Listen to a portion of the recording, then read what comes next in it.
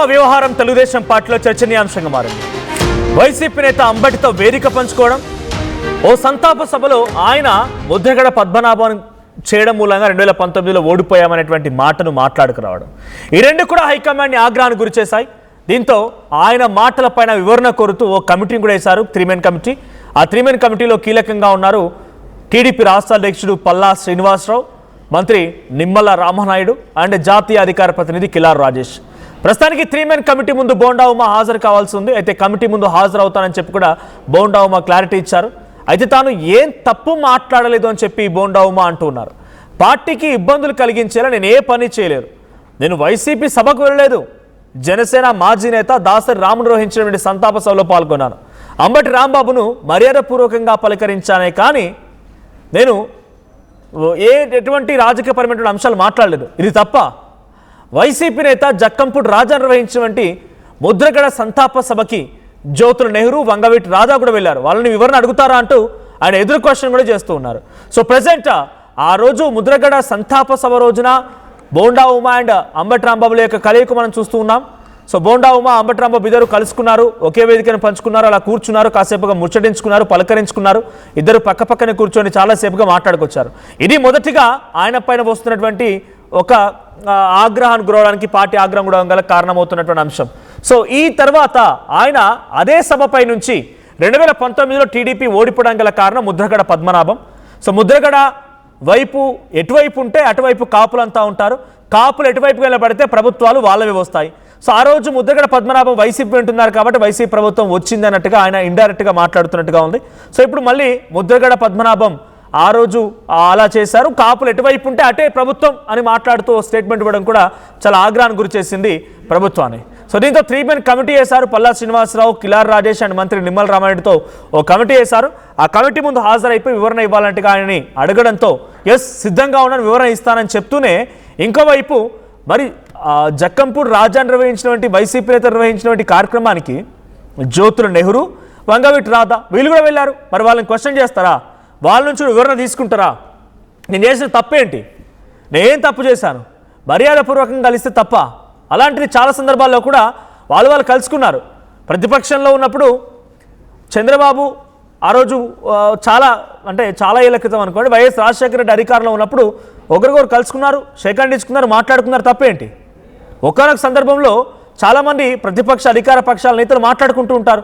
ఇది సహజంగా జరిగే ప్రక్రియ, దాంట్లో తప్పేంటి అన్నట్టుగా ఆయన మాట్లాడుతూ కొంత ఉమా దాన్ని ఎదురు ప్రశ్నగా వంగవీటి రాధాని, జ్యోతుల నెహ్రూ కూడా క్వశ్చన్ చేస్తారా, వాళ్ళ నుంచి వివరణ తీసుకుంటారని చెప్తూనే నేను హాజరవుతానని చెప్తున్నారు. సో 5 గంటలకి సమావేశం ఉండబోతోంది. బోండా ఉమా ఆ ముగ్గురితో భేటీ అవబోతున్నారు 3 కమిటీతో. మా AP input editor Krishnamohan join అవుతారు నాతో.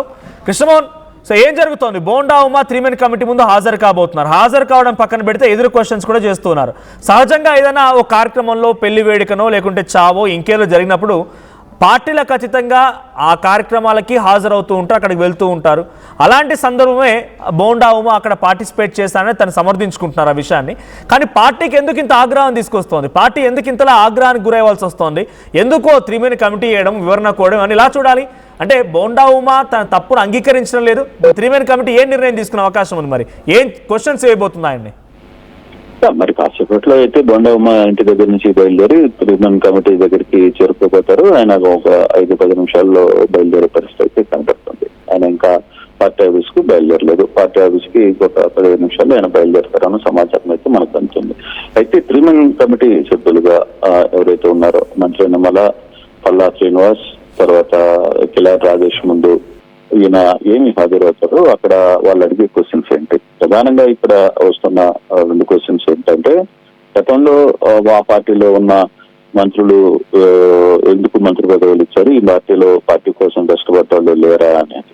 అంటే వరుసగా 2 సార్లు ఎమ్మెల్యే అయినా 2019లో ఎమ్మెల్యే టైంలో కేవలం 15 ఓట్లతోనే ఆయన ఓడిపోయిన పరిస్థితి కూడా మనం చూసాం. బట్ ఇప్పుడున్న పరిస్థితులకి ఆఫ్లిక్ సామాజిక వర్గానికి సంబంధించిన వ్యవహారంలో తనకు మంత్రి పదవి రాలేదు అని ఆయన ఓపెన్ గా ఒకసారి మాట్లాడిన సందర్భం. రెండోసారి జరుగుతున్న సందర్భంలో ఏదైతే ముద్రగడ పద్మనాభం సభలో సంబంధించిన 2019లో మనం ఓడిపోవడానికి గల కారణాలు ముద్రగడ్డ అని చెప్పి మాట్లాడిన సమయంలో దాని మీద ఆయన రియాక్ట్ అయితే చాలా క్లియర్ గా మీడియాతో కూడా మాట్లాడింది ఏంటంటే, నేను జరిగిన సందర్భం అయితే మాట్లాడాను, ఫర్దర్ గా జరిగిన అంశాలు అనుకుంటే నాకంటే నేను హాజరుగాని సభ కంటే ముందు ఒక సభ దారిశెట్టి రాజా ఆధ్వర్యంలో కాకినాడలో జరిగింది. దానికి సంబంధించిన వ్యవహారంలో అక్కడ జ్యోతుల్ నెహ్రూ పాల్గొన్నారు, తర్వాత వంగవీటి రాధా పాల్గొన్నారు. మరి వాళ్ళని కూడా పిలుస్తున్నారా ఏంటో నాకు తెలియదు. మరి నేను ఈ సందర్భంలో నాకేమి ఆ మీద సీరియస్ అయింది లేదు, ఏం లేదు. నేనేదో చంద్రబాబు తెలుసు, చంద్రబాబు ఏంటో నాకు తెలుసు. ఆ ఇద్దరి మధ్య ఇటువంటి ఇష్యూస్ లో నేను పిలిచారు, పార్టీ వివరణ పిలిచినప్పుడు నేను ఖచ్చితంగా ఒక పార్టీకి క్రమశిక్షణ కలిగిన సైనికుడిగా నేను వెళ్లాల్సిన నేపథ్యం అయితే ఉంది. డెఫినెట్ గా వెళ్తాను. వెళ్ళడంలో దాని వచ్చే పొరపాటు ఏమీ లేదని నేను అనుకుంటున్నాను. నేను క్రమశిక్షణ ముందు హాజరవుతాను. అక్కడ జరిగిన సందర్భం అని చెప్తాను. నేను కేవలం 15 నిమిషాలు మాత్రమే హాజరయ్యాను. 15 నిమిషాల్లో నాకు వెంటనే అక్కడ స్పీకర్ కి మాట్లాడమన్నారు, నేను మాట్లాడాను. ఈ లోపల 10 మంది నాయకులు కనపడ్డారు. పెళ్లిళ్లకు పెరండాలకు పోయినప్పుడు మాట్లాడుకుంటాం. అదే దిశగా ఇక్కడ కూడా వెళ్ళాను. ఆయన కనపడ్డాడు అంబటి రాంబాబు, మాట్లాడాను. నేను బయటికి వచ్చిన పరిస్థితి ఉంది తగ్గితే వేరే ఇష్యూస్ ఏమి లేదు. నేను అదే విషయాన్ని పార్టీకి చెప్తాను. త్రిమన్ కమిటీలో ఎవరున్నా ఇబ్బంది ఉంది, నేను మాట్లాడాల్సిన అంశం అయితే నేను చెప్తాను అనేది బొండా వర్షన్ గారు మనకైతే కనబడుతుంది. అయితే పార్టీ ఎందుకు దీన్ని సీరియస్ గా తీసుకుంది అనే అంశానికి ఒక చర్చకు దాని వస్తే, కొన్నిసార్లు ఇది క్రమశిక్షణ దాటిన తర్వాత, ఒక లైన్ దాటిన తర్వాత వేరే వ్యవహారాలకు వెళ్లే పరిస్థితి ఉంది కాబట్టి డెఫినెట్ గా ఈ అంశంలో కొంత కట్టడి చేయాలని పార్టీ భావిస్తుంది. కాబట్టి ఈ వ్యవహారంలో బాలా శ్రీనివాసన్ కూర్చోబెట్టి పార్టీ రాష్ట్ర అధ్యక్షుడుగా ఉన్నారు, నిమ్మల రామచంద్రన్ కొంచెం సీరియస్ గా ఉన్నారు, ఆయన సీనియర్ మంత్రిగా ఉన్నారు. కాబట్టి వీళ్ళందరినీ కూడా పిలిచి ఇలా మెయిన్ అబ్జెక్షన్ ఏంటి అంటే, ఆయన బోండా ఉమా అంబటి రాంబాబు ఇద్దరి కలయికనే, లేకపోతే అక్కడ కలుసుకోవడం, ఆలింగనం చేసుకోవడం, షేక్ హ్యాండ్ ఇవ్వడం, కాసేపు మాట్లాడుకోవడం, ఒక వేదికను పంచుకోవడం మెయిన్ అబ్జెక్షన్ గా ఉందా టీడీపీకి? లేదు ముద్రగడ చేయడం మూలంగానే 2019లో ఓటమి పాలయ్యామనేది, కాపులు ఎటువైపుగా ఉంటే అటువైపు ప్రభుత్వాలు ఫామ్ అవుతా అనేది ఇంకో అబ్జెక్షన్. అంటే మెయిన్ వాళ్ళకి ఎక్కువగా నొప్పించిన అంశం ఏంటి, ఏది బాధిస్తోంది?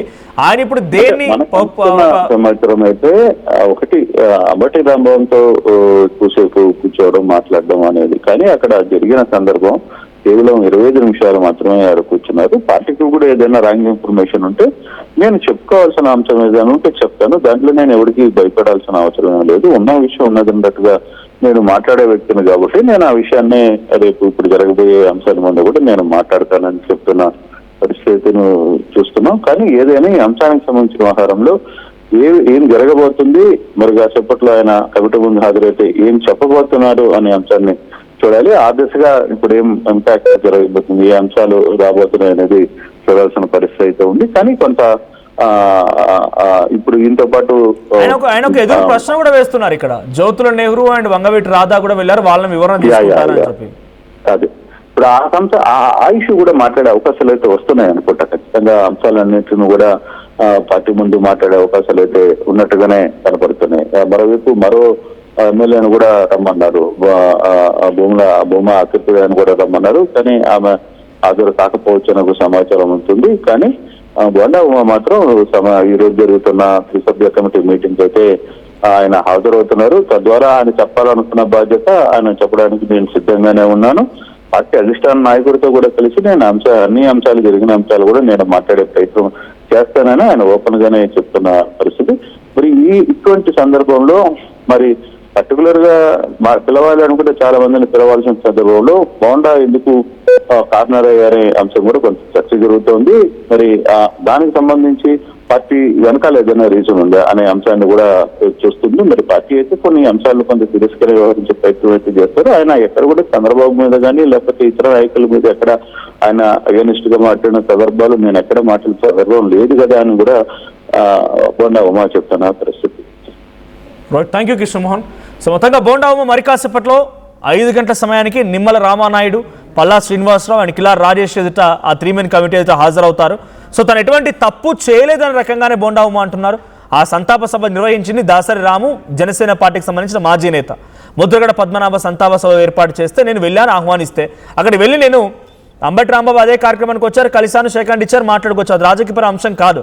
ఇకపోతే అక్కడ మాట్లాడిన మాటలు కూడా తప్పేం కాదు అన్నట్టుగానే ఆయన సమర్థించుకుంటున్నారు. మరి టీడీపీకి ఏ అంశం ఆగ్రహాన్ని గురి చేసింది, ఇప్పుడు ఏ విషయం పైన వివరణ కోరబోతూ ఉన్నారు, ఆ వివరణ కోరడంతో పాటుగా ఆయన నుంచి సమాధానం రాబట్టడంతో పాటుగా ఆయన అడిగేటువంటి క్వశ్చన్కి జ్యోతుల నెహ్రూ అండ్ ఆ వంగవీటి రాధా కూడా జక్కంపూడి రాజా నిర్వహించినటువంటి సభకు వెళ్ళారు. కాబట్టి వాళ్ళ విషయంలో ఆయన అడిగేటువంటి ఎదురు ప్రశ్నకి ఆ 3 మెన్ కమిటీ పల్లా శ్రీనివాసరావు కానీ లేదంటే నిమ్మల రామానాయుడు కానీ కిలార్ రాజేష్ కానీ ఏం సమాధానం చెప్తారో చూడాలి. ఒకసారి బోండా ఉమ అయితే చాలా కాన్ఫిడెంట్గా ఉన్నారని క్లారిటీ ఇచ్చారు. ఒకసారి బోండా ఉమ ఏం క్లారిటీ ఇచ్చారో చూద్దాం. వెళ్తాం, ఖచ్చితంగా వెళ్తాం. పార్టీ ఒక నిర్ణయం ఆదేశించినప్పుడు ఖచ్చితంగా వెళ్తాం. వెళ్ళిందో జరిగిందో చెప్తాం. జరిగిన విషయం అంతా ఓపెన్లో జరిగింది. ఇట్లేమి కాన్ఫిడెన్స్గా ఎక్కడో ఒక వైసీపీ పార్టీ ఆఫీసులో ముసుగులో మాట్లాడుకున్నది కాదు. అందరూ జనసేన నాయకులు, టీడీపీ నాయకులు, వైసీపీ నాయకులు, కాపు నాయకులు అందరూ ఉన్నటువంటి సందర్భంలో ఇది ఓపెన్గా జరిగింది. మాట్లాడిన నీటిలో ఓపెన్గానే మాట్లాడాం. దాని మీద ఏమడిగినా కూడా సమాధానం చెప్తానికి సిద్ధంగా. అంటే జక్కంపూడి రాజా కార్యక్రమానికి ఇటు రాధా వెళ్ళారు, జ్యోతుల గారు వాళ్ళ అబ్బాయి కూడా వెళ్ళారు. అప్పుడు రాని డిస్కషన్ ఎందుకు వచ్చింది? అది పార్టీని అడగాలి, నాకు సంబంధం లేదు. నా వరకు అయితే నాకు చెప్పిన మెసేజ్ ప్రకారం, నాకు ఇచ్చినటువంటి సందేశం ప్రకారం రేపు సాయంత్రం 4 గంటలకి పార్టీ ఆఫీస్కి రమ్మన్నారు, మాట్లాడుకుందాం అన్నారు. ఖచ్చితంగా వెళ్తా. వాళ్ళకి ఏం వివరణ కావాలో, ఏం డౌట్లు ఉన్నాయో అన్నీ కూడా క్లియర్ చేస్తాను. ముద్రగడ్డ ఉద్యమాన్ని లైట్ తీసుకోవటం వల్లే అప్పట్లో 2019లో టీడీపీ ఓడిపోయిందనే వ్యాఖ్యల మీద కూడా డిస్కషన్ పార్టీలో నడుస్తూ ఉంది. అంటే అప్పుడు మీరు చేసిన వ్యాఖ్యలకి ఎందుకని అంత విపరీతార్థం? అంటే అది వాస్తవాలండి.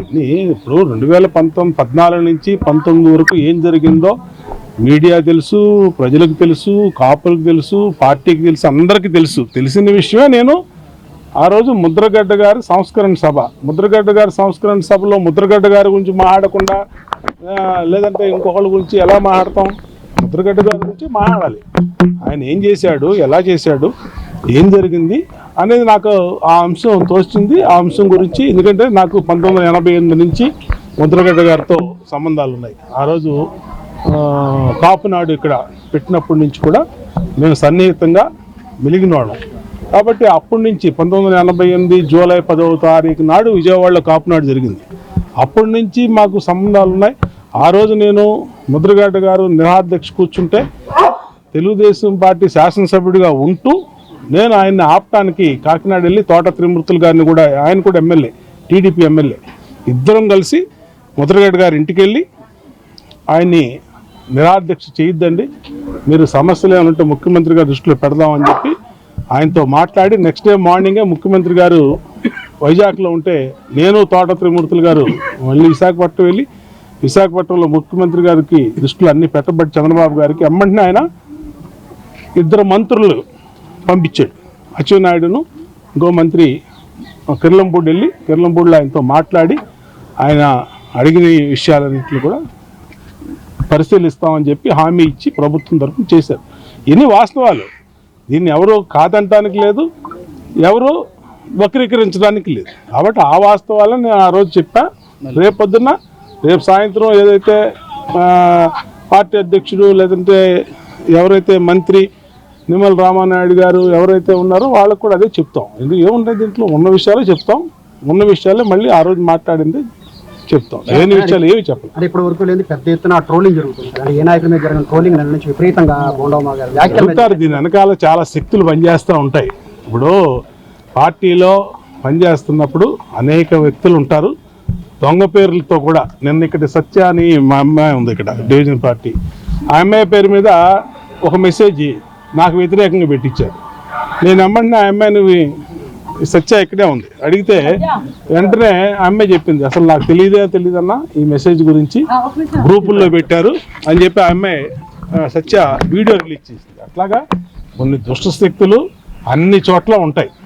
అన్ని చోట్ల ఆ దుష్ట శక్తులు అదే పని చేస్తూ ఉంటాయి. బట్ ఈ దుష్ట శక్తులకి చూసి జడిసి పారిపోయేవాడు కాదు బోండా ఉమ అనేది